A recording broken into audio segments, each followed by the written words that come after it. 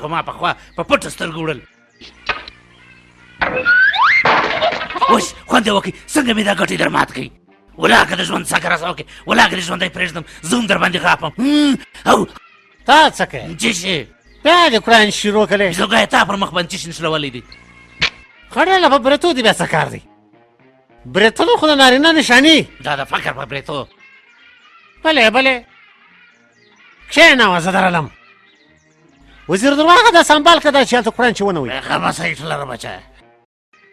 ټول کارونه سم روان دي. 3.5 لکه تقدانونه م راورسېدلې او د موږکانو 3.5 لکه تلکې هم تیارې شولې. نه خو به دې نو رښتیا یو خود اورمه د سپیانو جنګ ته ناست یم.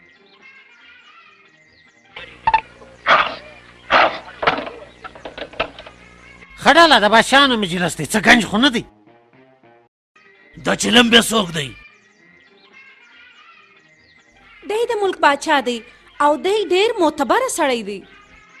بس زما یې ستړی مه سې په پښو رالېکه په ګوډو. دا راته وایه دا پیپ دې په چلم کې لګولی دی که دې په نس کې؟ دا څه ترس کول کېږي؟ دا چلم دی دا په پیپ کول کېږي. واخه یو کس ته ورکړه واخه د ډیش کول ډېر ښه خوند کوي.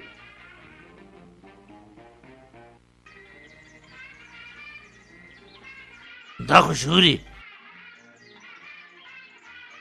مننه.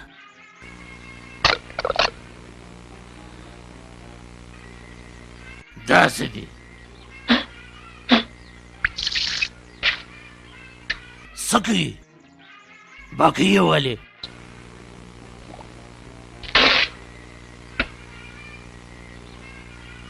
ما ته وګوره زه درسه یم.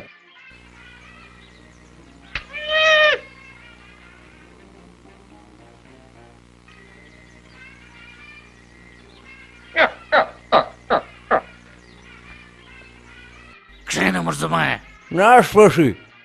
تا وګورئ ستاسو دپاره ښه خبرتیا وي چې بیا نه خورئ. واخله په دې کې وینې او د توپکانو پر ځای تلتکان دا ته لږ صبر وکړه. بالشتان یې مو سره راغوښتي دي. او نو څه کوې خوند؟ تلتکان بالوشتان بیا کله شین په ولځي د چا د پلار واده دي ستا ته نو تلتکان راغوښتي دي. بیا به مسافرخانه راوباس. شمارې که زما